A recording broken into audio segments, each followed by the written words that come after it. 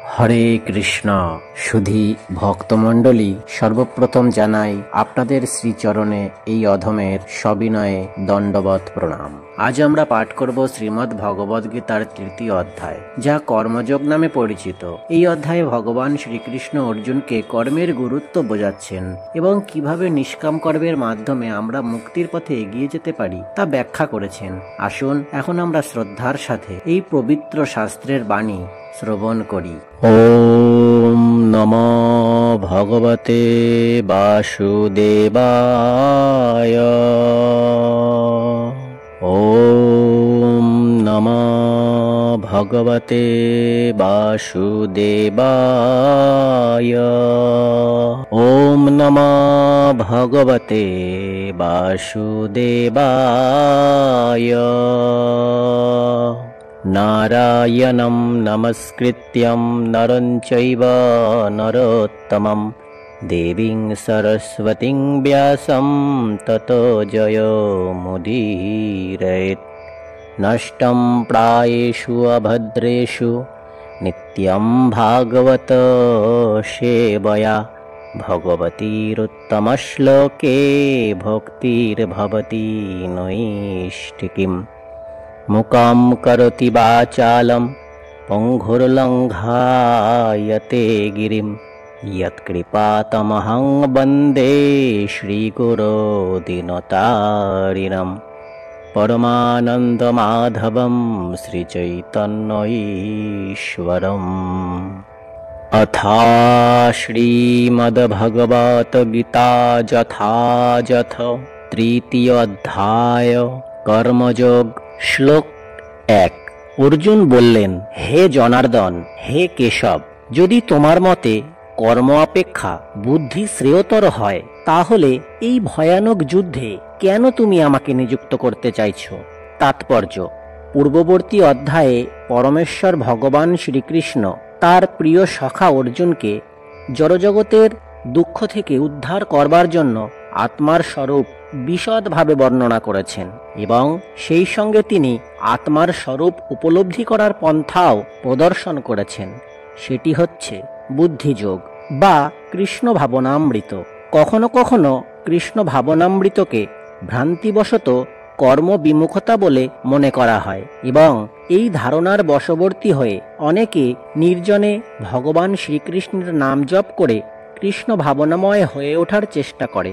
কিন্তু কৃষ্ণ ভাবনামৃতের দর্শন সম্বন্ধে শিক্ষালাভ না করে নির্জনে কৃষ্ণনাম জপ করার মাধ্যমে কেবল সাধারণ অজ্ঞলোকের সস্তা বাহবা লাভ উপদেশযোগ্য নয়। অর্জুনও বুদ্ধিযোগ বা কৃষ্ণ ভাবনামৃতকে কর্মজীবন থেকে অবসর নেবার নামান্তর বলে বিবেচনা করে নির্জনে কৃষ্ণ সাধন বা তপশ্চর্যার জীবনযাপন বলে মনে করেছিলেন। পক্ষান্তরে তিনি কৃষ্ণ ভাবনামৃতের অজুহাত দেখিয়ে সুকৌশলে যুদ্ধ থেকে নিরস্ত হতে চেয়েছিলেন। কিন্তু নিষ্ঠাবান শিষ্যের মতো তিনি বিষয়টি তার গুরুদেব ভগবান শ্রীকৃষ্ণের কাছে উপস্থাপন করে তার কর্তব্য সম্বন্ধে জানতে চাইলেন। উত্তরে ভগবান শ্রীকৃষ্ণ এই ৩য় অধ্যায়ে তাকে কর্মযোগ বা কৃষ্ণ ভাবনাময় কর্ম সম্বন্ধে ব্যাখ্যা করে শোনান। শ্লোক ২। তোমার ব্যর্থবোধক বাক্যের দ্বারা আমার বুদ্ধি বিভ্রান্ত হচ্ছে, তাই দয়া করে আমাকে নিশ্চিতভাবে বলো কোনটি আমার পক্ষে সর্বাপেক্ষা কল্যাণকর। তাৎপর্য: ভগবদ্গীতার ভূমিকা স্বরূপ পূর্ববর্তী অধ্যায়ে সাংখ্যযোগ, বুদ্ধিযোগ, ইন্দ্রিয় সংযম, নিষ্কাম কর্ম এবং কনিষ্ঠ ভক্তের স্থিতি আদি বিভিন্ন পন্থা নিয়ে আলোচনা করা হয়েছে। সেগুলি সবই অসংলগ্নভাবে পরিবেশিত হয়েছিল। কর্মোদ্যোগে এবং উপলব্ধির জন্য এ বিষয়ে আরও সুবিন্যস্ত নির্দেশাবলীর একান্ত প্রয়োজন। সুতরাং অর্জুন আপাত বিভ্রান্তিকর বিষয়গুলি আরও সরল করে জানতে চাইছেন, তাতে সাধারণ মানুষেরাও কোনো রকম অপব্যাখ্যা ছাড়াই সেগুলি গ্রহণ করতে পারে। যদিও কথার জাল বিস্তার করে অর্জুনকে বিভ্রান্ত করার কোনো উদ্দেশ্যই শ্রীকৃষ্ণের ছিল না, কিন্তু নিষ্ক্রিয়তা অথবা সক্রিয় সেবা কোনোভাবেই অর্জুন কৃষ্ণ ভাবনামৃতের পন্থা অনুসরণ করতে পারছিলেন না। পক্ষান্তরে বলা যায়, ভগবদ্গীতার রহস্য উপলব্ধি করবার উদ্দেশ্যে গভীরভাবে আগ্রহী শিক্ষার্থীদের জন্য অর্জুন নানা রকম প্রশ্ন করে কৃষ্ণ ভাবনামৃতের পথকে সুগম করে তুলেছেন। শ্রী ভগবানুবাচ। পরমেশ্বর ভগবান বললেন, হে নিষ্পাপ অর্জুন, আমি ইতিপূর্বে ব্যাখ্যা করেছি যে দুই প্রকার মানুষ আত্ম উপলব্ধির চেষ্টা করেন। কেউ অভিজ্ঞতালব্ধ দার্শনিক জ্ঞানের আলোচনার মাধ্যমে নিজেকে জানতে চান এবং অন্য কেউ তা ভক্তির মাধ্যমে জানতে চান। তাৎপর্য: দ্বিতীয় অধ্যায়ের ৩৯তম শ্লোকে ভগবান সাংখ্যযোগ ও কর্মযোগ বা বুদ্ধিযোগ এই দুটি পন্থার ব্যাখ্যা করেছেন। এই শ্লোকে ভগবান সেই বিষয়টি আরও স্পষ্টভাবে ব্যাখ্যা করছেন। সাংখ্যযোগ চেতন ও জড় প্রকৃতির বিশ্লেষণমূলক বিষয়বস্তু। যে সমস্ত মানুষ পরীক্ষা নিরীক্ষা সম্ভূত দার্শনিক তত্ত্বের মাধ্যমে জ্ঞান আহরণ করতে চায়, তাদের বিষয়বস্তু হচ্ছে এই সাংখ্যযোগ। অন্য পন্থাটি হচ্ছে কৃষ্ণ ভাবনামৃত বা বুদ্ধিযোগ, যা দ্বিতীয় অধ্যায়ে ৬১তম শ্লোকে ব্যাখ্যা করা হয়েছে। ভগবান ৩৯তম শ্লোকেও ব্যাখ্যা করেছেন যে এই বুদ্ধিযোগ বা কৃষ্ণ ভাবনামৃত অনুশীলন করলে অতি সহজেই কর্মবন্ধন থেকে মুক্ত হওয়া যায় এবং অধিকন্তু এই পন্থায় কোনো দোষ ত্রুটি নেই।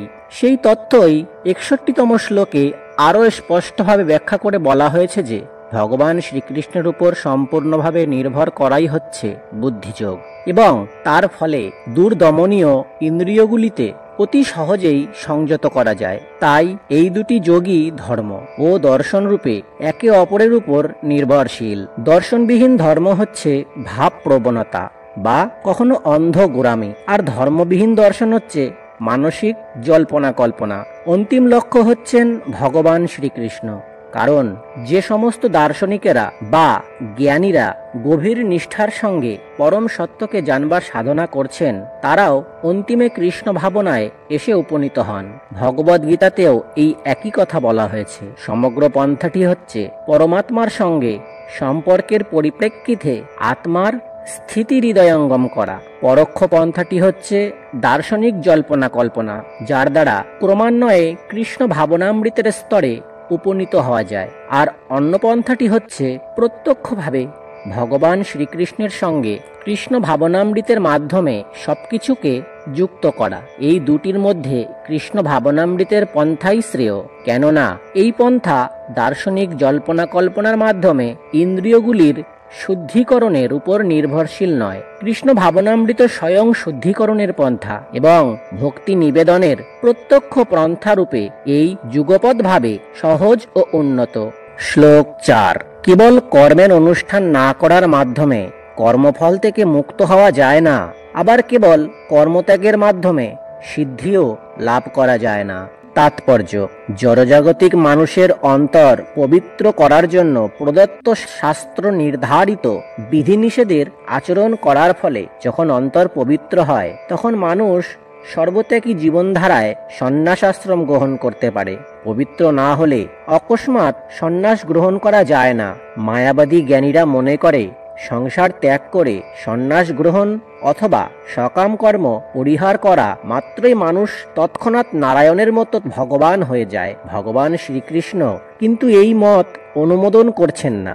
অন্তর পবিত্র না করে সন্ন্যাস গ্রহণ করলে তা কেবল সমাজ ব্যবস্থায় উৎপাতেরই সৃষ্টি করে। পক্ষান্তরে শাস্ত্র নির্ধারিত কর্তব্যসমূহ সম্পাদন না করেও ভক্তিযোগে ভগবানের সেবা করার ফলে যেটুকু উন্নতি সাধন করা যায়, ভগবান সেটিই গ্রহণ করে থাকেন।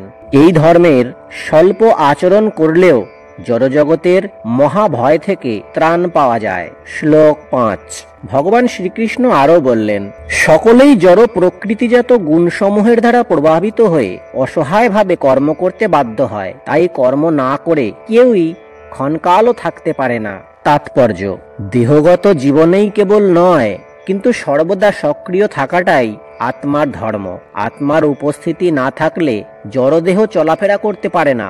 জড়দেহটি একটি অচল যান মাত্র, যেটি এক মুহূর্তও স্তব্ধ না হয়ে থাকা সর্বদা সক্রিয় আত্মার দ্বারা সচল থাকে। সেই জন্য আত্মাকে কৃষ্ণ ভাবনার মঙ্গলময় কর্মে নিয়োজিত করতে হয়। তা না হলে মায়ার নির্দেশে সে মোহাচ্ছন্ন হয়ে জড়জাগতিক কার্যকলাপে লিপ্ত হয়ে পড়বে।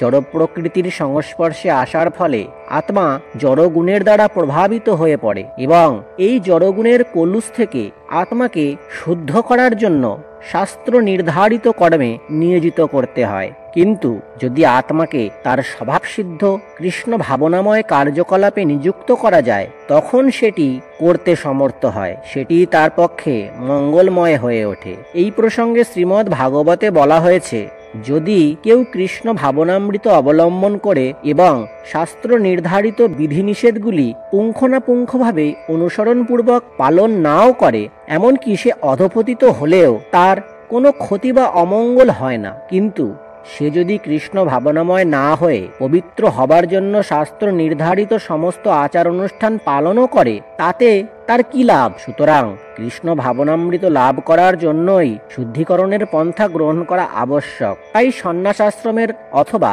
যে কোনো শুদ্ধিকরণের পন্থার একমাত্র উদ্দেশ্য হচ্ছে চরম লক্ষ্য কৃষ্ণ ভাবনামৃতের তরে পৌঁছাতে সাহায্য করা। তা না হলে সবকিছুই নিরর্থক বলে বিবেচিত হবে। শ্লোক 6। যে ব্যক্তি পঞ্চকর্মেন্দ্রিয় সংযত করেও মনে মনে ইন্দ্রিয়ের বিষয়গুলি স্মরণ করে, সেই মূঢ় অবশ্যই নিজেকে বিভ্রান্ত করে এবং তাকে মিথ্যাচারী বলা হয়। তাৎপর্য: অনেক মিথ্যাচারী আছে যারা কৃষ্ণ ভাবনাময় সেবা কার্য সম্পাদন করতে অস্বীকার করে, কিন্তু ধ্যান করার ভান করে মনে মনে ইন্দ্রিয় তর্পণের চিন্তা করে। এই ধরনের ভণ্ডরা কিছু শুষ্ক দর্শনের কথাও বলতে পারে তাদের সংস্কৃত পরায়ণ অনুগামীদের বিভ্রান্ত করার জন্য, কিন্তু এই শ্লোক অনুসারে তারা সবচেয়ে বড় প্রতারক। বর্ণাশ্রম ধর্মের আচরণ করেও মানুষ ইন্দ্রিয় সুখ ভোগ করতে চায়, কিন্তু বিধিনিষেধ অনুসারে মানুষ যখন বিশেষভাবে সধর্ম পালন করে, তখন ক্রমে ক্রমে তার সত্তা শুদ্ধ হয়। কিন্তু যে ব্যক্তি যোগী সেজে আসলে ইন্দ্রিয় ভোগের বিষয়বস্তুর সন্ধান করে, সে সবচেয়ে নিকৃষ্ট স্তরের প্রতারক। যদিও মাঝে মাঝে সে তত্ত্বকথাও বলে থাকে, তার জ্ঞানের কোনো মূল্য নেই, কেননা ভগবানের মায়াশক্তি এই ধরনের পাপাচারী প্রতারকের সমস্ত জ্ঞান অপহরণ করে নেন। এই ধরনের প্রতারকের মন সর্বদাই অপবিত্র এবং তাই তার তথাকথিত লোক দেখানো ধর্ম নিরর্থক। শ্লোক 7। হে অর্জুন, কিন্তু যিনি মনের দ্বারা ইন্দ্রিয়গুলিকে সংযত করে অনাসক্তভাবে কর্মযোগের অনুষ্ঠান করেন, তিনি অনেক গুণে শ্রেষ্ঠ। তাৎপর্য: উচ্ছৃঙ্খল জীবনযাপন ও ভোগ তৃপ্তির জন্য ভণ্ড সাধুর জীবন অবলম্বন করার পরিবর্তে সকর্মে নিযুক্ত থেকে জীবনের প্রকৃত উদ্দেশ্য সাধন করা বহু গুণে ভালো, যা হচ্ছে জড়বন্ধন থেকে মুক্ত হয়ে ভগবানের ধামে ফিরে যাওয়া। প্রধান স্বার্থগতি অর্থাৎ জীবনের প্রকৃত স্বার্থ হচ্ছে শ্রী বিষ্ণুর শ্রী চরণারবিন্দের আশ্রয় লাভ করা। সমগ্র বর্ণাশ্রম ধর্মের পরিকাঠামো তৈরি হয়েছে আমাদের সেই চরম লক্ষ্যে পৌঁছাতে সাহায্য করার জন্য। কৃষ্ণ ভাবনায় উদ্বুদ্ধ হয়ে কর্তব্যকর্ম সাধন করার মাধ্যমে একজন গৃহস্থও সেই গন্তব্যে পৌঁছাতে পারে। আত্ম উপলব্ধির জন্য শাস্ত্রের নির্দেশ অনুসারে সংযত জীবনযাপন পূর্বক নিরাসক্তভাবে কর্তব্যকর্ম সম্পাদন করার মাধ্যমে উন্নতি সাধন করা যায়। অজ্ঞ জনসাধারণকে প্রতারণা করার জন্য লোক দেখানো আধ্যাত্মিকতা অবলম্বনকারী ভণ্ডের থেকে যে ঐকান্তিক ব্যক্তি এই পদ্ধতির অনুসরণ করেন, তিনি অনেক উন্নত স্তরের অধিষ্ঠিত। যে ভণ্ড সাধু জীবিকা নির্বাহের জন্য ধ্যান করার ভান করে, তার থেকে রাস্তার একজন কর্তব্যনিষ্ঠ ঝাড়ুদার অনেক বেশি মহৎ। শ্লোক 8। হে অর্জুন, তুমি শাস্ত্র নির্ধারিত কর্মের অনুষ্ঠান করো, কেননা কর্ম ত্যাগ থেকে কর্মের অনুষ্ঠান শ্রেয়। কর্ম না করে কেউ দেহযাত্রাও নির্বাহ করতে পারে না। তাৎপর্য: অনেক ভণ্ড সাধু আছে যারা নিজেদের উচ্চ বংশজাত বলে উপস্থাপিত করে এবং বহু পেশাদারী মানুষ আধ্যাত্মিক উন্নতির জন্য সবকিছু ত্যাগ করেছে বলে ভান করে। ভগবান শ্রীকৃষ্ণ অর্জুনকে এইরকম ভণ্ড সাধু হতে নিষেধ করেছিলেন। পক্ষান্তরে তিনি তাকে শাস্ত্র নির্ধারিত ক্ষত্রিয় ধর্ম পালন করতে উপদেশ দিয়েছিলেন। অর্জুন ছিলেন একজন গৃহস্থ ও সেনাপতি এবং তাই শাস্ত্র নির্ধারিত গৃহস্থ ক্ষত্রিয়ের ধর্ম পালন করাই ছিল তার কর্তব্য। এইভাবে ধর্ম পালন করার ফলে জড়বন্ধনে আবদ্ধ মানুষের হৃদয় পবিত্র হয় এবং তার ফলে সে জড় কলুষ থেকে মুক্ত হয়। দেহ প্রতিপালন করবার জন্য তথাকথিত ত্যাগ ভগবান কখনোই অনুমোদন করেননি, শাস্ত্রেও তাদের স্বীকৃত দেওয়া হয়নি। সর্বোপরি জীবনযাপনের জন্য মানুষকে কর্ম করতে হয়। জড়জাগতিক প্রবৃত্তিগুলিকেও শুদ্ধ না করে নিজের খেয়াল খুশি মতো কর্মত্যাগ করা উচিত নয়। এই জড়জগতে প্রত্যেকেরই জড় প্রকৃতির উপর কর্তৃত্ব করবার কলুষময় প্রবৃত্তি অবশ্যই আছে, অর্থাৎ ইন্দ্রিয় তৃপ্তির বাসনা আছে। এই ধরনের কলুষময় প্রবৃত্তগুলিকে পরিশুদ্ধ করতে হবে। শাস্ত্র নির্ধারিত উপায়ে তা না করে কর্তব্য কর্ম ত্যাগপূর্বক এবং অন্যের সেবা নিয়ে জীবন ধারণ করে তথাকথিত অতীন্দ্রিয়বাদী যোগী হবার চেষ্টা করা কখনোই উচিত নয়। শ্লোক 9। বিষ্ণুর প্রীতিবিধান করার জন্যই কেবল কর্ম করা উচিত, তা না হলে কর্মই এই জগতের বন্ধনের কারণ হয়। হে কৌন্তেয়, তাই তার সন্তুষ্টি বিধানের জন্যই কেবল তুমি তোমার কর্তব্য কর্মের অনুষ্ঠান করো এবং এভাবেই তুমি সর্বদা বন্ধন থেকে মুক্তি থাকতে পারবে। তাৎপর্য: যেহেতু দেহ প্রতিপালন করবার জন্য প্রত্যেককে কর্ম করতে হয়, তাই সমাজের বর্ণ ও আশ্রম অনুসারে ভিন্ন ভিন্ন স্তরের জন্য এমনভাবে কর্ম নির্ধারিত করা হয়েছে যাতে সেই উদ্দেশ্য যথাযথভাবে সাধিত হয়। যজ্ঞ বলতে ভগবান শ্রী বিষ্ণু অথবা যজ্ঞ অনুষ্ঠানকে বোঝায়। ভগবান বিষ্ণুর প্রীতিবিধান করার জন্যই সমস্ত যজ্ঞের অনুষ্ঠান করা হয়। বেদে বলা হয়েছে যজ্ঞ বৈ বিষ্ণু, অর্থাৎ নির্ধারিত আচার অনুষ্ঠানের মাধ্যমে যজ্ঞ সম্পাদন করা অথবা সরাসরিভাবে ভগবান বিষ্ণুর সেবা করার মাধ্যমে একই উদ্দেশ্য সাধিত হয়। সুতরাং কৃষ্ণ ভাবনামৃত হচ্ছে যজ্ঞানুষ্ঠান, যা এই শ্লোকে নির্ধারিত হয়েছে। বর্ণাশ্রম ধর্মের উদ্দেশ্যেও ভগবান শ্রী বিষ্ণুকে সন্তুষ্ট করা, তাই বিষ্ণুকে সন্তুষ্ট করার জন্যই কর্ম করা উচিত। এছাড়া এ জড়জগতে অন্য সমস্ত কর্মই বন্ধনের কারণ হবে, কেননা ভালো এবং খারাপ উভয় কর্মেরই প্রতিফল আছে, আর যে কোনো কর্মফলই অনুষ্ঠাতাকে বন্ধনে আবদ্ধ করে রাখে। তাই শ্রীকৃষ্ণকে সন্তুষ্ট করার জন্য কৃষ্ণ ভাবনাময় হয়ে কর্ম করতে হয় এবং এভাবে কর্ম করার মাধ্যমে মুক্ত স্তরে স্থিত থাকা যায়। এটি কর্ম সম্পাদনের মহৎ কৌশল এবং এই পন্থার শুরুতে অত্যন্ত দক্ষ পথপ্রদর্শকের প্রয়োজন হয়। তাই ভগবত তত্ত্ব জ্ঞানী কৃষ্ণ ভক্তের সুদক্ষ তত্ত্ববধানে অথবা স্বয়ং শ্রীকৃষ্ণের তত্ত্ববধানে গভীর নিষ্ঠার সঙ্গে এই কার্য সম্পাদন করতে হয়। ইন্দ্রিয় তর্পণের জন্য কিছুই করা উচিত নয়, বরং সবকিছুই শ্রীকৃষ্ণের সন্তুষ্টি বিধানের জন্য করা উচিত। এইভাবে অনুশীলনের ফলে শুধু যে কর্মফলের বন্ধন থেকেই মুক্ত থাকা যায় তা নয়, তার ফলে ভগবানের অপ্রাকৃত প্রেমভক্তির স্তরেও ক্রমশ উন্নীত হওয়া যায়, যা একমাত্র ভগবানের পরম ধামে উপনীত করতে পারে। শ্লোক 10। ভগবান আরো বললেন, সৃষ্টির প্রারম্ভে সৃষ্টিকর্তা যজ্ঞাদি সহ প্রজা সকল সৃষ্টি করে বলে, এই যজ্ঞের দ্বারা তোমরা উত্তরোত্তর সমৃদ্ধ হও, কারণ এই যজ্ঞ তোমাদের সমস্ত অভীষ্ট পূরণ করবে। তাৎপর্য: প্রজাপতি ভগবান শ্রী বিষ্ণু এই জড়জগৎ সৃষ্টি করার মাধ্যমে মায়াবদ্ধ জীবেদের ভগবদ্ধামে ফিরে যাওয়ার সুযোগ করে দিয়েছেন। পরমেশ্বর ভগবান শ্রী বিষ্ণু বা শ্রীকৃষ্ণের সঙ্গে তাদের নিত্য সম্পর্কের কথা ভুলে যাবার ফলেই সমস্ত জীব এই জড় প্রকৃতিতে আবদ্ধ হয়ে পড়েছে। বেদের বাণী আমাদের এই শাশ্বত সম্পর্কের কথা মনে করিয়ে দেয়, যে সম্বন্ধে ভগবদ্গীতায় বলা হয়েছে। ভগবান বলেছেন যে বেদের উদ্দেশ্য হচ্ছে তাকে জানা। বৈদিক মন্ত্রে বলা হয়েছে ভগবান বিষ্ণুই সমস্ত জীবের ঈশ্বর। শিল শুকদেব গোস্বামী নানাভাবে ভগবানকে সবকিছুর প্রতিরূপে বর্ণনা করেছেন শ্রীমদ্ ভাগবতে। ভগবান বিষ্ণু হচ্ছেন প্রজাপতি, তিনি সমস্ত জীবের পতি, তিনি সমস্ত বিশ্ব চরাচরের পতি, তিনি সমস্ত সৌন্দর্যের পতি এবং তিনি সকলের ত্রাণকর্তা। তিনি এই জড়জগৎ সৃষ্টি করেছেন বদ্ধজীবকে যজ্ঞ অনুষ্ঠান করে তার প্রীতিবিধানের সুযোগ প্রদান করার জন্যই, যার ফলে তারা এই জড়জগতের নিরুদ্বিগ্নভাবে সুখে ও শান্তিতে বসবাস করতে পারে এবং তারপর বর্তমান জড়দেহ ত্যাগ করার পর তারা যেন ভগবানের অপ্রাকৃত লোকে প্রবেশ করতে পারে। অপার করুণাময় ভগবান মায়াবদ্ধ জীবের জন্য এই সমস্ত আয়োজন করে রেখেছেন। যজ্ঞ অনুষ্ঠান করার ফলে বদ্ধজীব ক্রমান্বয়ে কৃষ্ণ চেতনা লাভ করে এবং সর্বতভাবে দিব্য গুণাবলী অর্জন করে। এই কলিযুগে সংকীর্তন যজ্ঞ অর্থাৎ সংঘবদ্ধভাবে উচ্চৈশ্বরে ভগবানের নাম কীর্তন করার নির্দেশ বৈদিক শাস্ত্রে দেওয়া হয়েছে। শ্রী চৈতন্য মহাপ্রভু এই যুগের সমস্ত মানুষের উদ্ধারের জন্য এই সংকীর্তন যজ্ঞের প্রবর্তন করে গেছেন।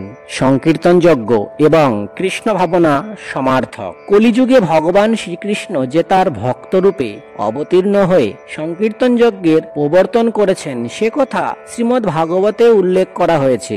এই কলিযুগে যথেষ্ট বুদ্ধিমত্তা সম্পন্ন মনীষীরা সংকীর্তন যজ্ঞের দ্বারা পার্শ্বযুক্ত ভগবানের আরাধনা করবেন। বৈদিক শাস্ত্রে আর যে সমস্ত যাগযজ্ঞের কথা বলা হয়েছে সেগুলির অনুষ্ঠান করা এই কলিযুগে সহজ নয়, কিন্তু সংকীর্তন যজ্ঞ এত সহজ ও উচ্চ স্তরের যে সকল উদ্দেশ্য অনায়াসে যে কেউ এই যজ্ঞ অনুষ্ঠান করতে পারে এবং ভগবদ্গীতাতেও তা প্রতিপন্ন হয়েছে। শ্লোক 11। পরমেশ্বর ভগবান আরো বললেন, তোমাদের যজ্ঞ অনুষ্ঠানে প্রীত হয়ে দেবতারা তোমাদেরও প্রীতি সাধন করবেন। এভাবেই পারস্পরিক প্রীতিবিধান করার মাধ্যমে তোমরা পরম মঙ্গল লাভ করবে। তাৎপর্য: দেবতারা জড়জাগতিক বিষয়সমূহের জন্য শক্তিপ্রাপ্ত প্রশাসক।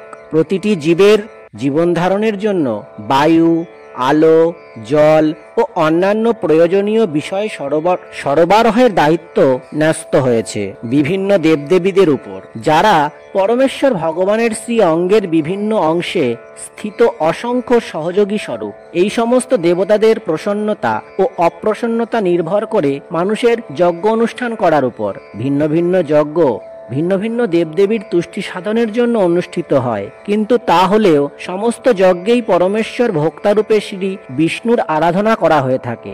ভগবদ গীতাতেও বলা হয়েছে যে শ্রীকৃষ্ণ স্বয়ং সমস্ত যজ্ঞের ভোক্তা, ভোক্তারং যজ্ঞ তপসাম। তাই যজ্ঞপতির চরম তুষ্টি বিধান করাই সমস্ত যজ্ঞের প্রধান উদ্দেশ্য। এই সমস্ত যজ্ঞগুলি যখন সুচারুরূপে অনুষ্ঠিত হয় তখন বিভিন্ন বিভাগীয় প্রধান দেবদেবীরা স্বভাবত সন্তুষ্ট হন এবং তখন আর প্রাকৃতিক সম্পদের কোনো অভাব থাকে না। যজ্ঞ অনুষ্ঠান করলে নানা রকম পারিপার্শ্বিক লাভ হয় এবং অন্তিমে তা জড়বন্ধন থেকে মুক্তি প্রদান করে থাকে। যজ্ঞ অনুষ্ঠানের ফলে সব রকমের কার্যকলাপ পরিশুদ্ধ হয়, যে সম্বন্ধে বেদে বলা হয়েছে যজ্ঞ অনুষ্ঠান করার ফলে খাদ্য সামগ্রী শুদ্ধ হয় এবং তা আহার করার ফলে জীবের সত্তা শুদ্ধ হয়। সত্তা শুদ্ধ হবার ফলে স্মৃতি শুদ্ধ হয় এবং তখন সে মোক্ষ লাভের জন্য চিন্তা করতে পারে।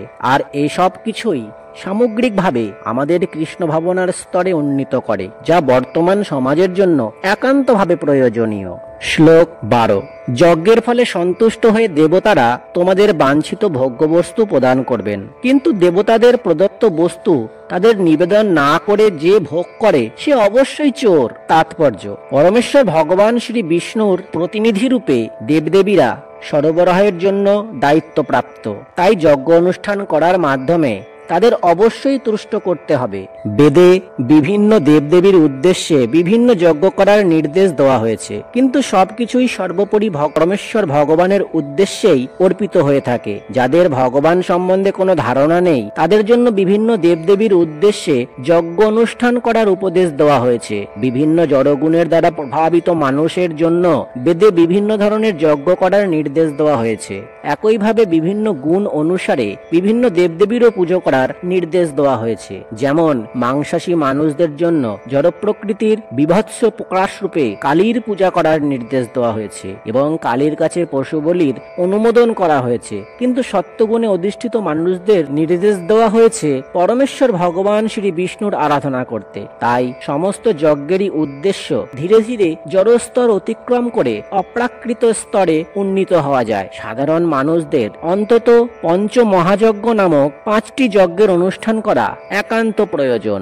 সকলের জানা উচিত যে মনুষ্য সমাজে জীবনের সমস্ত প্রয়োজনগুলি ভগবানের প্রতিনিধি স্বরূপ বিভিন্ন দেবদেবীদের দ্বারা সরবরাহ হচ্ছে। কেউই কোনো কিছু তৈরি করতে পারে না। যেমন মানব সমাজের সমস্ত খাদ্য সামগ্রী সত্যগুণে স্থিত মানুষদের খাদ্যশস্য, ফলমূল, শাকসবজি, দুধ, চিনি এবং মাংসাশী মানুষদের খাদ্য, মাংস, এগুলির কোনোটাই মানুষ তৈরি করতে পারে না। তেমনি আবার উত্তাপ, আলো, বাতাস, জল প্রভৃতি জীবনের নিত্য প্রয়োজনীয় জিনিসগুলিও মানব সমাজ তৈরি করতে পারে না। ভগবানের ইচ্ছার ফলেই সূর্য কিরণ দান করে, চন্দ্র জ্যোৎস্না বিতরণ করে, বায়ু প্রবাহিত হয়, বৃষ্টির ধারায় ধরণী সিক্ত হয়। এগুলি ছাড়া কেউই বাঁচতে পারে না। স্পষ্টতই আমাদের জীবন ভগবানের প্রদত্ত সরবরাহের উপর সর্বতভাবে নির্ভরশীল। এমনকি কলকারখানায় উৎপাদনের জন্য প্রয়োজনীয় ধাতু, গন্ধক, পারদ, ম্যাঙ্গানিজ এবং অন্যান্য উপাদানগুলি ভগবানের প্রতিনিধিরাই এই উদ্দেশ্যে প্রদান করেন, যাতে সেগুলির যথাযথ প্রয়োগের মাধ্যমে আমরা আত্ম উপলব্ধির জন্য কর্মক্ষম ও স্বাস্থ্যকর জীবনযাপন করে জীবনের পরম লক্ষ্যে উপনীত হতে পারি, অর্থাৎ যাকে বলা হয় জড়জাগতিক জীবন সংগ্রাম থেকে চিরতরে মুক্তি। জীবনের এই উদ্দেশ্য সাধিত হয় যজ্ঞ অনুষ্ঠান করার মাধ্যমে। আমরা যদি মানব জীবনের উদ্দেশ্য ভুলে গিয়ে ভগবানের প্রতিনিধিদের দেওয়া সম্পদগুলি কেবল ইন্দ্রিয় সুখের জন্য ব্যবহার করি এবং আরো বেশি করে অস্তিত্বে আবদ্ধ হয়ে পড়ি, যা সৃষ্টির উদ্দেশ্য নয়, তবে তা চুরি করারই শামিল এবং তাহলে প্রকৃতির আইনে আমাদের শাস্তি ভোগ করতেই হবে। চোরের সমাজ কখনোই সুখী হতে পারে না, কেননা তাদের জীবনের কোনো উদ্দেশ্য নেই। স্থূল জড়বাদী চোরেদের জীবনে কোনো অন্তিম লক্ষ্য নেই। তাদের একমাত্র উদ্দেশ্য জড় ইন্দ্রিয় সুখ ভোগ করা। যজ্ঞ কিভাবে করতে হয় তা তারা জানেও না। শ্রী চৈতন্য মহাপ্রভু সবচেয়ে সহজ যজ্ঞ সংকীর্তন যজ্ঞের প্রবর্তন করে গেছেন। এই জগতে কৃষ্ণ ভাবনার আদর্শ অবলম্বনকারী যে কেউই এই যজ্ঞ অনুষ্ঠান করতে পারে। শ্লোক 13। ভগবত ভক্তেরা সমস্ত পাপ থেকে মুক্ত হন, কারণ তারা যজ্ঞাবশিষ্ট অন্নাদি গ্রহণ করেন। যারা কেবল নিজেদের ইন্দ্রিয়ের তৃপ্তির জন্য পাক করে, তারা কেবল পাপই ভোজন করে। তাৎপর্য: পরমেশ্বর ভগবানের ভক্ত বা কৃষ্ণ ভাবনায় যুক্ত ব্যক্তিদের বলা হয় সন্ত, এবং তারা সবসময় ভগবত প্রেমে মগ্ন, যে সম্বন্ধে ব্রহ্মসংহিতায় বর্ণনা করে বলা হয়েছে। সন্তগণ সদা সর্বদাই পরমেশ্বর ভগবান গোবিন্দ অথবা মুকুন্দ অথবা শ্রীকৃষ্ণের প্রেমে মগ্ন থাকেন বলে তারা ভগবানকে প্রথমে অর্পণ না করে কোনো কিছুই গ্রহণ করতে পারেন না। তাই এই ধরনের ভক্তেরা শ্রবণ, কীর্তন, স্মরণ, অর্চন আদি বিবিধ ভক্তির অঙ্গের দ্বারা সর্বক্ষণই যজ্ঞ অনুষ্ঠান করে থাকেন, এবং এই সমস্ত যজ্ঞ অনুষ্ঠানের ফলে জড়জগতের পাপময় সান্নিধ্যজাত সব রকমের কলুষ থেকে তারা মুক্ত থাকেন। অন্য যারা ইন্দ্রিয় বা আত্মতৃপ্তির জন্য খাদ্য প্রস্তুত করে, তারা কেবল চোরই নয়, তারা বিভিন্ন ধরনের পাপ ভক্ষণকারীও বটে। যে মানুষ একই সঙ্গে চোর ও পাপী, সে কিভাবে সুখী হতে পারে তা কখনো সম্ভব নয়। তাই সর্বতভাবে সুখী হবার জন্য কৃষ্ণ ভাবনাময় উদ্বুদ্ধ হয়ে সংকীর্তন যজ্ঞের সহজ পন্থা সম্পাদন করার শিক্ষা মানুষকে প্রদান করতে পারে। তা না হলে জড়জগতে সুখ ও শান্তি বিরাজ করতে পারে না। শ্লোক 14। সমস্ত প্রাণীরা অন্ন খেয়ে জীবন ধারণ করে।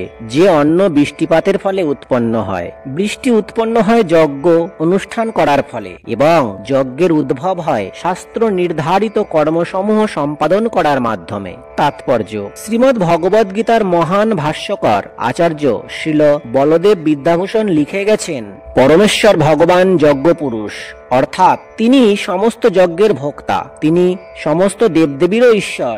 দেহের অঙ্গ প্রত্যঙ্গ যেমন সারা দেহের সেবা করে, ভগবানের অঙ্গস্বরূপ বিভিন্ন দেবদেবীরাও তেমন ভগবানের সেবা করেন। ইন্দ্র, চন্দ্র ও বরুণের মতো দেবতারা জাগতিক বিষয়সমূহ পরিচালনা করার জন্য দায়িত্বপ্রাপ্ত অধিকারক, এবং তাদের সন্তুষ্ট করবার জন্য বেদে যজ্ঞ করার নির্দেশ দেওয়া হয়েছে, যাতে তারা সন্তুষ্ট হয়ে ফসল উৎপন্ন হবার জন্য প্রচুর পরিমাণে আলো, বাতাস ও জল দান করেন। ভগবান শ্রীকৃষ্ণের আরাধনা করা হলে ভগবানের অঙ্গস্বরূপ দেবদেবীরাও একাধারে পূজিত হন। তাই তাদের আর আলাদা করে পূজা করার কোনো প্রয়োজন হয় না। এই কারণেই কৃষ্ণ ভাবনাময় ভগবত ভক্তরা ভগবানকে সমস্ত খাদ্যদ্রব্য নিবেদনপূর্বক তা গ্রহণ করেন, যার ফলে দেহ চিন্ময়ত্ব প্রাপ্ত হয়। এভাবে খাদ্য গ্রহণ করার ফলে শুধু যে দেহের মধ্যে সঞ্চিত বিগত সমস্ত পাপকর্মের ফলসমূহ নষ্ট হয়ে যায় তাই নয়, জড় প্রকৃতির সমস্ত কলুষ থেকেও দেহ বিমুক্ত হয়। যখন কোনো সংক্রামক ব্যাধি মহামারী রূপে ছড়িয়ে পড়ে তখন প্রতিষেধক টিকা এই রোগের আক্রমণ থেকে মানুষকে রক্ষা করে। তেমনি ভগবান বিষ্ণুকে অর্পণ করার পরে সেই আহার্য প্রসাদ রূপে গ্রহণ করলে জাগতিক কলুষতার প্রভাব থেকে সম্পূর্ণভাবে রক্ষা পাওয়া যায় এবং যারা এরকম আচরণে অভ্যস্ত তাদের বলা হয় ভগবত ভক্ত। তাই কৃষ্ণ ভাবনাময় ব্যক্তি যিনি কেবল কৃষ্ণ প্রসাদই গ্রহণ করেন তিনি বিগত জড় সংক্রমণগুলিকে প্রতিরোধ করতে পারেন।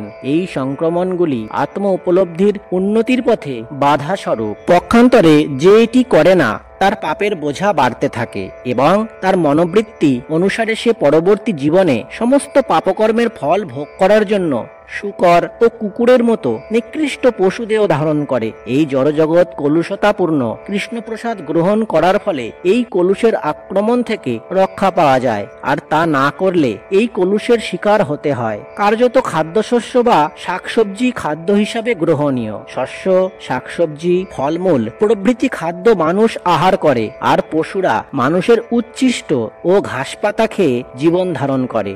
আমিষ ভক্ষণকারী মানুষদেরও প্রকৃতপক্ষে গাছপালার উপরই নির্ভর করতে হয়, কারণ তাদের আহার্য পশুগুলিও গাছপালা ও অন্যান্য উদ্ভিদের দ্বারাই পুষ্ট হয়। তাই আমাদের কৃষিক্ষেত্রের উপরই নির্ভর করতে হয়, কলকারখানায় তৈরি জিনিসের উপরে নয়। আকাশ থেকে বৃষ্টি হবার ফলে খেতে ফসল হয়।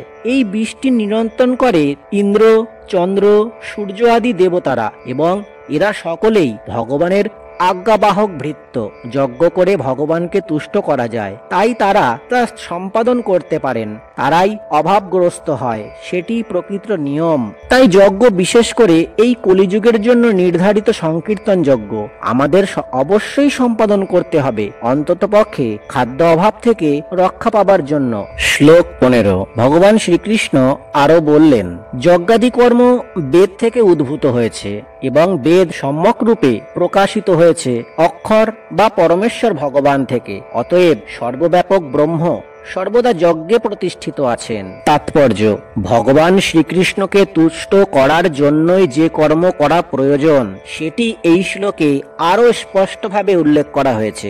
যজ্ঞপুরুষ শ্রী বিষ্ণুর সন্তুষ্টির জন্য কর্ম করতে হলে আমাদের অবশ্যই ব্রহ্ম বা দিব্য বেদের নির্দেশ অনুসারে তা করতে হবে। বেদে সমস্ত কর্মপদ্ধতির সম্বন্ধে নির্দেশ প্রদান করা হয়েছে। যে কর্ম বেদে অনুমোদিত হয়নি তাকে বলা হয় বিকর্ম বা পাপ কর্ম। তাই কর্মফলের প্রভাব থেকে রক্ষা পাবার জন্য সবসময় বেদের নির্দেশ অবলম্বন করা উচিত। সাধারণ জীবনে যেমন মানুষকে রাষ্ট্রের নির্দেশ অনুসারে চলতে হয়, তেমনি ভগবানের নির্দেশে তার পরম রাষ্ট্র ব্যবস্থার পরিচালিত হওয়াই মানুষের কর্তব্য। বেদের এই সমস্ত নির্দেশগুলি ভগবানের নিঃশ্বাস থেকে উদ্ভূত হয়েছে। তাতে বলা হয়েছে 4টি বেদই ভগবানের নিঃশ্বাস থেকে উদ্ভূত হয়েছে। ভগবান সর্বশক্তিমান হবার জন্য নিঃশ্বাসের মাধ্যমেও কথা বলতে পারেন, যেটি ব্রহ্মসংহিতায় প্রতিপন্ন হয়েছে। সর্বশক্তিমান ভগবান তার যে কোনো ইন্দ্রিয়ের দ্বারা অন্য সব ইন্দ্রিয়ের কাজ করতে পারেন, অর্থাৎ ভগবান তার নিঃশ্বাসের দ্বারা কথা বলতে পারেন এবং তার দৃষ্টির দ্বারা গর্ভসঞ্চার করতে পারেন। প্রকৃতপক্ষে ভগবান জড় প্রকৃতির প্রতি দৃষ্টিপাত করেন এবং তার ফলে সমস্ত বিশ্ব চরাচরে প্রাণের সঞ্চার হয়। জড় প্রকৃতির গর্ভে বদ্ধ জীবেদের সৃষ্টি করার পর তিনি বৈদিক জ্ঞানের মাধ্যমে নির্দেশ প্রদান করেছেন যাতে এই সমস্ত বদ্ধ জীবেরা চিন্ময় জগতে তার কাছে ফিরে যেতে পারে। আমাদের সবসময় মনে রাখা উচিত যে এই জড়জগতের প্রতিটি বদ্ধ জীবই জড় সুখভোগ করার জন্য উদ্গ্রীব, কিন্তু বৈদিক নির্দেশাবলী এমনভাবে রচিত হয়েছে যাতে আমরা যেন আমাদের বিকৃত বাসনাগুলিকে পরিতৃপ্তি করতে পারি, তারপর তথাকথিত সুখভোগ পরিসমাপ্ত করে ভগবত ধামে ফিরে যেতে পারি। বদ্ধ জীবেদের মুক্তি লাভ করার জন্য এটি একটি সুযোগ। তাই বদ্ধ জীবেদের অবশ্যই কৃষ্ণ ভাবনায় উদ্ভূত হয়ে যজ্ঞের পন্থা অনুসরণ করা উচিত। এমনকি যারা বৈদিক নির্দেশ অনুসারে জীবনযাপন করতে পারে না তারাও কৃষ্ণ ভাবনার আদর্শ অবলম্বন করতে পারলে বৈদিক যজ্ঞ সম্পাদনের সুফলগুলি প্রাপ্ত হবে। শ্লোক 16। হলো। ভগবান বললেন, হে অর্জুন, যে ব্যক্তি এই মনুষ্য জীবনে বেদের দ্বারা প্রতিষ্ঠিত যজ্ঞ অনুষ্ঠানের পন্থা অনুসরণ করে না, ইন্দ্রিয় সুখে লিপ্ত, সেই পাপী ব্যক্তি বৃথা জীবন ধারণ করে। তাৎপর্য: বৈষয়িক জীবন দর্শন অনুযায়ী অক্লান্ত পরিশ্রমের দ্বারা অর্থ উপার্জন করে ইন্দ্রিয় সুখভোগ করার প্রচেষ্টাকে এখানে ভগবান নিন্দা করেছেন। তাই যারা জড়জাগতিক সুখভোগ করতে চায় তাদের এই সমস্ত যজ্ঞ অনুষ্ঠান করা একান্ত প্রয়োজন। যারা এই ধরনের বিধিনিষেধ মানে না তারা অত্যন্ত ঝুঁকিপূর্ণ জীবনযাপন করছে এবং বেশি করে অধপতিত হয়ে পড়েছে। প্রকৃতির নিয়মে মানুষ এই মনুষ্য জীবন বিশেষ করে কর্মযোগ, জ্ঞানযোগ অথবা ভক্তিযোগের মাধ্যমে আত্মোপলব্ধি করার জন্য নির্দিষ্ট হয়েছে। পাপ পুণ্যের অতীত পরমার্থবাদীদের কঠোরভাবে শাস্ত্রোক্ত যজ্ঞ অনুষ্ঠান করার কোনো আবশ্যকতা নেই, কিন্তু যারা জড় বিষয়ভোগে লিপ্ত তাদের এই সমস্ত যজ্ঞ সম্পাদন করার মাধ্যমে পবিত্র হওয়া প্রয়োজন। বিভিন্ন ধরনের কর্ম রয়েছে, যারা কৃষ্ণ ভাবনায় নয় তারা অবশ্যই ইন্দ্রিয় পরায়ণ, তাই পুণ্যকর্ম করা তাদের জন্য অত্যন্ত প্রয়োজন। যজ্ঞের পন্থাটি এমন পরিকল্পিতভাবে প্রস্তুত করা হয়েছে যে ইন্দ্রিয় পরায়ণ মানুষেরা কর্মফলের বন্ধনে আবদ্ধ না হয়েও তাদের কামনা বাসনা পরিতৃপ্ত করতে পারে না। এই জগতের সমৃদ্ধি আমাদের প্রচেষ্টার উপর নির্ভর করে না, তা নির্ভর করে ভগবানের নেপথ্য ব্যবস্থাপনার উপর, যেগুলি তার আজ্ঞাবাহী দেবদেবীদের দ্বারা প্রত্যক্ষভাবে সংগঠিত হয়ে থাকে। তাই বেদে উল্লেখিত যজ্ঞাবলী বিশেষ দেবদেবীদের উদ্দেশ্যে উৎসর্গীকৃত। পরোক্ষভাবে এটি কৃষ্ণ ভাবনারই অনুশীলন, কেননা যজ্ঞ সম্পাদনে পারদর্শী হলে মানুষ অবশ্যই কৃষ্ণ ভাবনাময় হয়ে যাবে, কিন্তু যজ্ঞ সম্পাদনের মাধ্যমে কৃষ্ণ ভাবনাময় না হতে পারলে সেটিকে কেবল নৈতিক আচার অনুষ্ঠান বলে বিবেচনা করা হয়। তাই কেবল নৈতিক আচার অনুষ্ঠানের মধ্যে নিজেকে সীমিত না রেখে তারও ঊর্ধ্বে উন্নীত হয়ে কৃষ্ণ ভাবনামৃতের লাভের চেষ্টা করা উচিত। শ্লোক 17। কিন্তু যে ব্যক্তি আত্মায় রমণ করেন, আত্মাতেই তৃপ্ত এবং আত্মজ্ঞানী, তার কোনো কর্তব্য কর্ম নেই।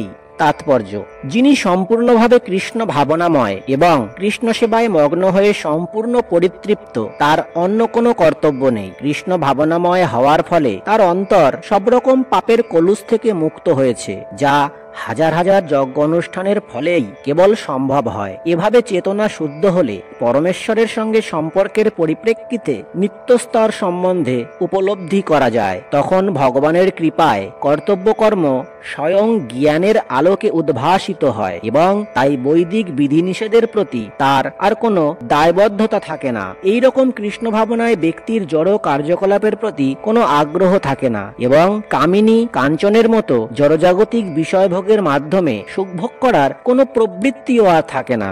শ্লোক 18। আত্মজ্ঞানী ব্যক্তির এই জগতে আচার অনুষ্ঠানের কোনো প্রয়োজন নেই এবং এই প্রকার কর্ম না করারও কোনো কারণ নেই। তাকে অন্য কোনো প্রাণীর উপর নির্ভর করারও কোনো প্রয়োজন হয় না। তাৎপর্য: যে মানুষ তার স্বরূপ উপলব্ধি করতে পেরেছেন, তার কৃষ্ণ ভাবনাময় কার্যকলাপ ছাড়া আর কোনো আচার অনুষ্ঠানের প্রতি দায়বদ্ধতা থাকে না। কৃষ্ণ ভাবনা নিষ্ক্রিয়তা নয়, যা পরবর্তী শ্লোকগুলিতে আলোচনা করা হবে। কৃষ্ণ ভক্তি পরায়ণ ব্যক্তি মানুষ বা দেবতা কারোরই আশ্রয় গ্রহণ করেন না। কৃষ্ণ ভাবনায় তিনি যা সম্পাদন করেন তা তার কর্তব্য কর্ম সাধনের জন্য যথেষ্ট। শ্লোক 19। অতএব কর্মফলের প্রতি আসক্তি রহিত হয়ে কর্তব্য কর্ম সম্পাদন করো। অনাসক্ত হয়ে কর্ম করার ফলেই মানুষ পরতত্ত্বকে লাভ করতে পারে। তাৎপর্য: ভগবত ভক্তদের জন্য পরতত্ত্ব হচ্ছেন পরমেশ্বর ভগবান এবং নির্বিশেষবাদীদের জন্য মুক্তি। তাই যথার্থ তত্ত্ববধানে এবং কর্মফলের প্রতি আসক্তি রহিত হয়ে যিনি কৃষ্ণ ভাবনাময় হন বা কৃষ্ণের জন্য কর্ম করেন, তিনি অবশ্যই জীবনের পরম লক্ষ্যের প্রতি অগ্রসর হচ্ছেন। কুরুক্ষেত্রের যুদ্ধে অর্জুনকে শ্রীকৃষ্ণের জন্য যুদ্ধ করতে বলা হয়েছে, কেননা শ্রীকৃষ্ণ চেয়েছিলেন অর্জুন যুদ্ধ করুক। ভালো মানুষ বা অহিংস হওয়াটা ব্যক্তিগত আসক্তি, কিন্তু পরতত্ত্বের জন্য কর্ম সম্পাদন করাটা ফলের জন্য আসক্তি রহিত হয়ে কর্ম করা, সেটি সর্বোচ্চ স্তরের যথার্থ কর্ম, যা পরমেশ্বর ভগবান শ্রীকৃষ্ণের দ্বারা অনুমোদিত হয়েছে। যাগযজ্ঞের মতো বৈদিক আচার অনুষ্ঠান করার উদ্দেশ্য ইন্দ্রিয় উপভোগ জনিত অসৎ কর্মের কুফল থেকে মুক্ত হওয়া, কিন্তু কৃষ্ণ ভাবনামৃতে যে কর্ম সাধিত হয় তা শুভ ও অশুভ কর্মবন্ধনের অতীত। কৃষ্ণ ভাবনাময় ব্যক্তির কর্মফলের প্রতি প্রতি কোনো আসক্তি থাকে না। তিনি কেবল শ্রীকৃষ্ণের সেবা করার জন্যই কর্ম করেন। তিনি সব রকম কর্ম করেন, কিন্তু সম্পূর্ণ অনাসক্তভাবে। শ্লোক 20। ভগবান শ্রীকৃষ্ণ আরো বললেন, হে অর্জুন, জনকাদি রাজারাও কর্মের দ্বারাই সংসিদ্ধি প্রাপ্ত হয়েছিলেন। অতএব জনসাধারণকে শিক্ষা দেওয়ার জন্যই তোমার কর্ম করা উচিত। তাৎপর্য: মহারাজ জনকের মতো রাজারা সকলেই ছিলেন আত্মতত্ত্বজ্ঞানী, তাই বেদের নির্দেশ অনুসারে আচার অনুষ্ঠান করার কোনো বাধ্যকতা তাদের ছিল না। কিন্তু তা সত্ত্বেও লোকশিক্ষার জন্য আদর্শ স্থাপন করতে তারা সমস্ত বৈদিক আচার অনুষ্ঠান সম্পাদন করতেন। জনক রাজা ছিলেন মাতা সীতা দেবীর পিতা এবং শ্রী রামচন্দ্রের শ্বশুর। ভগবানের এক মহান ভক্ত হবার ফলে তিনি চিন্ময় স্তরে অধিষ্ঠিত ছিলেন, কিন্তু যেহেতু তিনি মিথিলার রাজা ছিলেন, তাই তার প্রজাদের শিক্ষা দেওয়ার জন্য তিনি শাস্ত্রোক্ত কর্মের অনুষ্ঠান করেছিলেন। ভগবান শ্রীকৃষ্ণ এবং তার চিরন্তন সখা অর্জুনের কুরুক্ষেত্রে যুদ্ধ করার কোনো প্রয়োজন ছিল না, কিন্তু সদুপদেশ ব্যর্থ হলে হিংসা অবলম্বনের প্রয়োজনও যে আছে সেটি সাধারণ মানুষকে বোঝাবার জন্যই তারা যুদ্ধ করেছিলেন। কুরুক্ষেত্রের যুদ্ধের পূর্বে সংঘাত এড়ানোর জন্য নানাভাবে চেষ্টা করা হয়েছিল, এমনকি ভগবান শ্রীকৃষ্ণ নিজেও বহু চেষ্টা করেছিলেন, কিন্তু প্রতিপক্ষ যুদ্ধ করতেই বদ্ধপরিকর ছিল। সুতরাং এই রকম অবস্থায় যথার্থ কারণেই যুদ্ধের প্রয়োজন ছিল। যদি কৃষ্ণ ভাবনাময় ভগবত ভক্তের জড়জগতের সম্বন্ধে কোনো রকম আগ্রহ না থাকতে পারে, কিন্তু তবুও সাধারণ মানুষকে জীবনযাপন সম্বন্ধে শিক্ষা দেবার জন্যই তিনি কর্ম সম্পাদন করে থাকেন। অভিজ্ঞ কৃষ্ণ ভক্ত এমন ভাবে কর্ম করেন যাতে সকলে তা অনুসরণ করতে পারে, এবং সেই কথা পরবর্তী শ্লোকে ব্যাখ্যা করেছেন। শ্লোক 21। শ্রেষ্ঠ ব্যক্তি যেভাবে আচরণ করেন সাধারণ মানুষেরা তা অনুসরণ করে। তিনি যা প্রমাণ বলে স্বীকার করেন সমগ্র পৃথিবী তারই অনুগমন করে। তাৎপর্য: সাধারণ মানুষদের সবসময় একজন নেতার প্রয়োজন হয়, যিনি স্বয়ং আচরণ করে তাদের শিক্ষা দিতে পারেন। যদি নেতা নিজেই ধূমপান করেন, তিনি জনসাধারণকে ধূমপান থেকে বিরত হওয়ার শিক্ষা দিতে পারেন? শ্রী চৈতন্য মহাপ্রভু বলেছেন যে শিক্ষা প্রদান করার পূর্বেই শিক্ষকের সঠিকভাবে আচরণ করা উচিত। এভাবে যিনি শিক্ষা দেন তাকে বলা হয় আচার্য বা আদর্শ শিক্ষক। তাই জনসাধারণকে শিক্ষা দেওয়ার জন্য শিক্ষককে অবশ্যই শাস্ত্রের আদর্শ অনুসরণ করে চলতে হয়। শিক্ষক শাস্ত্র নির্ধারিত নীতির পরিপন্থী কোনো নিয়ম তৈরি করে চলতে পারেন না। মনুসংহিতা ও এই ধরনের অন্যান্য শাস্ত্রসমূহ মানব সমাজের জন্য অনুসরণ করার প্রামাণিক গ্রন্থ হিসাবে বিবেচিত হয়ে থাকে। তাই নেতাদের শিক্ষা এই ধরনের আদর্শ শাস্ত্রের শিক্ষার উপর ভিত্তি করেই হওয়া উচিত। যিনি নিজের উন্নতি কামনা করেন, মহান আচার্যদের দ্বারা আচরণীয় আদর্শ নীতি তার অনুসরণ করা উচিত। শ্রীমদ্ ভাগবতেও বলা হয়েছে, মহাজনদের পদাঙ্ক অনুসরণ করে জীবনযাপন করা উচিত, আর সেটি পারমার্থিক জীবনে উন্নতি লাভ করার প্রকৃষ্ট পন্থা। রাজা বা রাষ্ট্রপ্রধান, পিতা বা শিক্ষককে সাধারণ জনগণের স্বাভাবিক পথপ্রদর্শক হিসাবে বিবেচনা করা হয়ে থাকে। তাদের অধস্তনদের প্রতি এই সমস্ত স্বাভাবিক নেতৃবৃন্দের এক মহান দায়িত্ব রয়েছে। তাই নীতিগত ও আধ্যাত্মিক শিক্ষা সম্বলিত আদর্শ শাস্ত্রে তাদের জ্ঞান সম্পন্ন হওয়া উচিত। 22 নম্বর শ্লোকে ভগবান শ্রীকৃষ্ণ বলছেন, হে পার্থ, এই ত্রিজগতে আমার কোনো কর্তব্যই নেই, আমার অপ্রাপ্ত কিছুই নেই এবং প্রাপ্তব্যও কিছু নেই, তবুও আমি কর্মে ব্যাপৃত আছি। তাৎপর্য: বৈদিক শাস্ত্রে পরমেশ্বর ভগবানের বর্ণনা করে বলা হয়েছে, ভগবান অন্যান্য সমস্ত ঈশ্বরদেরও পরম ঈশ্বর এবং সমস্ত দেবতাদেরও পরম দেবতা, সকলেই তার নিয়ন্ত্রণাধীন। সমস্ত জীবেরা পরমেশ্বর ভগবানের দ্বারাই কেবল বিশেষ শক্তি প্রাপ্ত হয়ে থাকেন। তারা কেউ পরমেশ্বর নন। তিনি সমস্ত দেবতাদের পূজ্য এবং সমস্ত পতিদের পরম পতি। তাই তিনি এই জড়জগতের সমস্ত অধিপতি ও নিয়ন্তার ঊর্ধ্বে এবং সকলের পূজ্য। তার থেকে শ্রেষ্ঠ আর কেউ নেই এবং তিনি সর্বকারণের পরম কারণ। তার দেহ সাধারণ জীবের মতো নয়। তার দেহ এবং তার আত্মার মধ্যে কোনো পার্থক্য নেই। তিনি পূর্ণ। তার ইন্দ্রিয়গুলি অপ্রাকৃত। তার প্রতিটি ইন্দ্রিয়ই যে কোনো ইন্দ্রিয়ের কর্মসাধন করতে পারে। তাই তার থেকে মহৎ আর কেউ নেই বা তার সমকক্ষ আর কেউ নেই। তার শক্তি অসীম ও বহুমুখী, তাই তার সমস্ত কর্ম স্বাভাবিকভাবেই সাধিত হয়ে যায়। শ্বেতাসত্তর উপনিষদেও বলা হয়েছে, যেহেতু পরমেশ্বর ভগবান শ্রীকৃষ্ণ সমস্ত ঐশ্বর্যের অধীশ্বর এবং তিনি পরম তত্ত্ব, তাই তার কোনো কর্তব্য নেই। কর্মের ফল যাদের ভোগ করতে হয় তাদেরই নির্দিষ্ট কর্তব্য কর্ম সম্পাদন করতে হয়, কিন্তু এই ত্রিভুবনে যার প্রাপ্তব্য কিছুই নেই তার অবশ্যই কোনো কর্তব্য কর্মও নেই। কিন্তু তা সত্ত্বেও ভগবান শ্রীকৃষ্ণ কুরুক্ষেত্রের যুদ্ধক্ষেত্রে ক্ষত্রিয়দের নেতারূপে অবতীর্ণ হয়েছেন, কেননা দুর্বলদের রক্ষা করা ক্ষত্রিয়ের কর্তব্য। যদিও তিনি শাস্ত্রের বিধিনিষেধের অতীত, কিন্তু তবুও তিনি শাস্ত্রের নির্দেশ লঙ্ঘন করেন না। শ্লোক 23। ভগবান শ্রীকৃষ্ণ বললেন, হে পার্থ, আমি যদি অনলসভাবে কর্তব্য কর্মে প্রবৃত্ত না হই তবে আমার অনুবর্তী হয়ে সমস্ত মানুষই কর্ম ত্যাগ করবে। তাৎপর্য: পারমার্থিক উন্নতি লাভের জন্য সুশৃঙ্খল সমাজ ব্যবস্থার সামঞ্জস্য বিধান করার উদ্দেশ্যে প্রতিটি সভ্য মানুষের জন্যই প্রথাগতভাবে আচরণ বিধি প্রদান করা হয়েছে। যদিও এই সমস্ত বিধিনিষেধ বদ্ধ জীবদের জন্য নির্দিষ্ট, ভগবানের জন্য নয়, তবুও তিনি ধর্মনীতি প্রবর্তনের জন্য অবতরণ করে সেই সমস্ত বিধির অনুষ্ঠান করেছিলেন। তাহলেই সাধারণ মানুষ তার পদাঙ্ক অনুসরণ করবে, কেননা তিনি সর্বশ্রেষ্ঠ মহাজন। শ্রীমদ্ ভাগবত থেকে আমরা জানতে পারি, ভগবান শ্রীকৃষ্ণ ঘরে এবং বাইরে সর্বত্র গৃহস্থচিত সমস্ত ধর্মীয় আচরণ অনুষ্ঠান পালন করেছিলেন। শ্লোক 24। ভগবান আরো বললেন, আমি যদি কর্তব্য কর্ম না করি তাহলে সমগ্র জগৎ উৎসন্ন হবে, আমি বর্ণসংকর সৃষ্টির কারণ হব এবং তার ফলে সমস্ত প্রজার শান্তি বিনষ্ট হবে। তাৎপর্য: বর্ণসংকর হচ্ছে সেই ধরনের অবাঞ্ছিত জনগণ যারা সাধারণ সমাজের শান্তি বিঘ্নিত করে। এই ধরনের সামাজিক উপদ্রব রোধ করবার জন্য শাস্ত্রে নানা রকমের বিধিনিষেধের নির্দেশ দেওয়া হয়েছে, যা অনুসরণ করার ফলে সাধারণ মানুষ স্বাভাবিকভাবেই শান্তিপ্রিয় এবং সুশৃঙ্খল হয়ে পারমার্থিক উন্নতি সাধন করতে পারে। ভগবান শ্রীকৃষ্ণ যখন অবতরণ করেন তখন তিনি স্বাভাবিকভাবেই এই সমস্ত শাস্ত্রীয় বিধিনিষেধের আচরণ করে। এই ধরনের গুরুত্বপূর্ণ কার্যকলাপের মহত্তত্ত্ব ও প্রয়োজনীয়তার সংরক্ষণ করেন। ভগবান সমস্ত জীবকুলের পিতা এবং জীব যদি বিপদগামী হয় তাহলে পরোক্ষ ভাবে ভগবানই তার জন্য দায়ী হন। তাই যখনই শাস্ত্রোক্ত বিধিনিষেধের উল্লঙ্ঘন হয়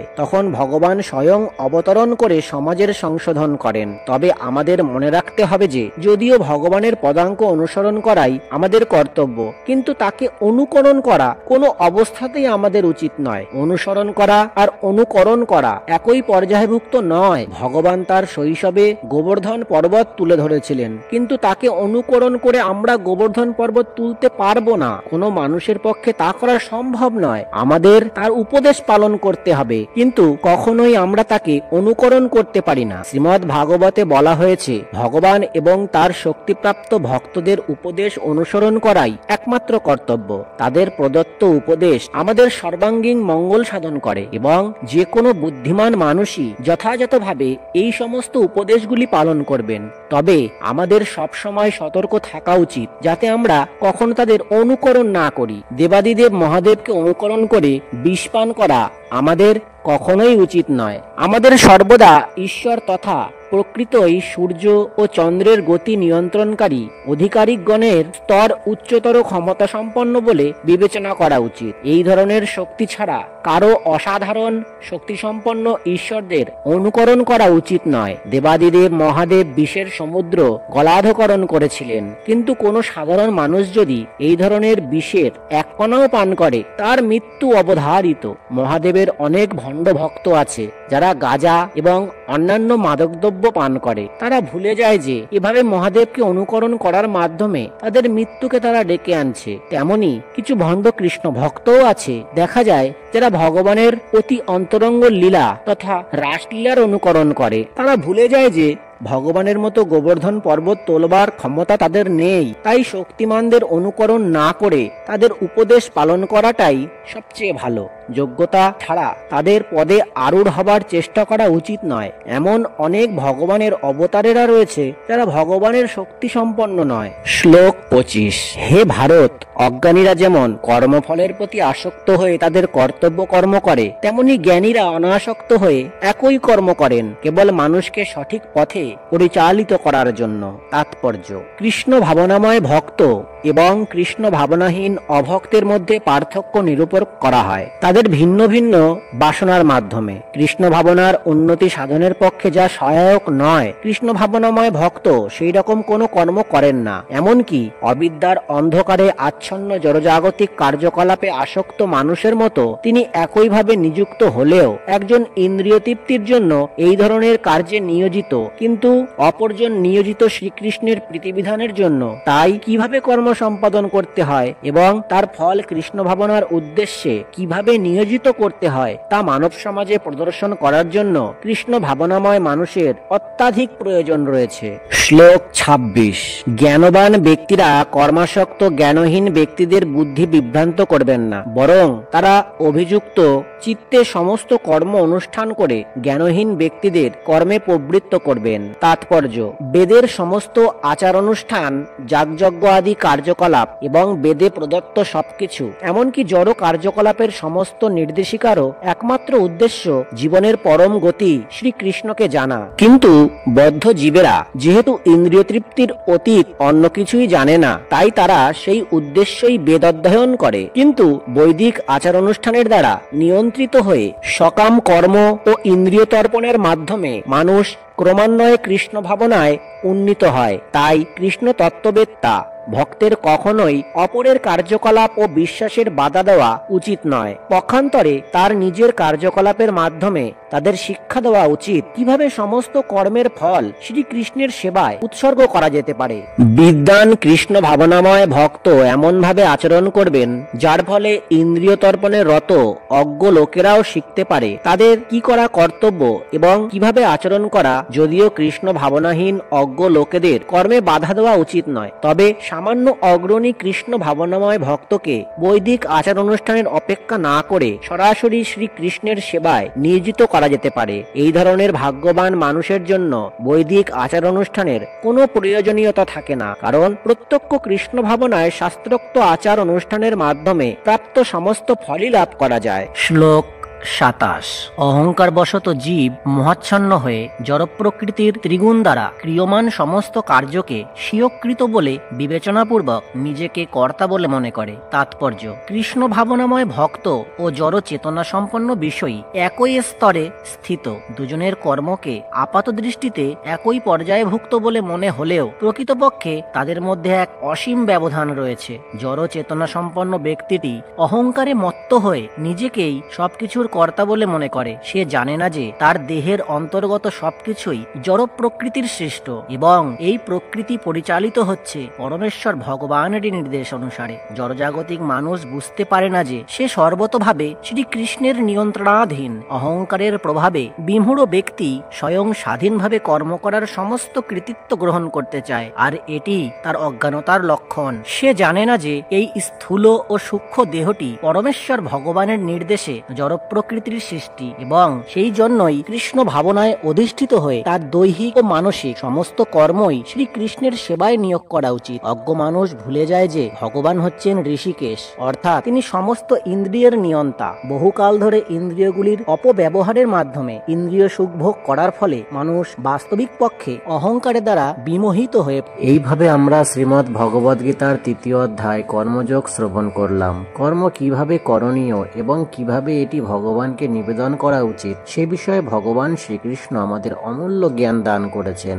যদি আমরা এই জ্ঞানকে জীবনে প্রয়োগ করি তাহলে আমাদের কর্মবন্ধন থেকে মুক্ত হতে পারবো, বরং আমাদের মুক্তির পথে এগিয়ে যেতে পারবো। এই পবিত্র পাঠ শ্রবণ করার জন্য আপনাদের সবাইকে অসংখ্য ধন্যবাদ। যদি ভিডিওটি ভালো লেগে থাকে তাহলে অবশ্যই একটি লাইক দিন, শেয়ার করুন এবং আমাদের চ্যানেলটি সাবস্ক্রাইব করুন। ভগবান শ্রীকৃষ্ণ আমাদের সবাইকে সৎকর্ম ও ভক্তির পথে পরিচালিত করুক। হরে কৃষ্ণ। সবাইকে নমস্কার।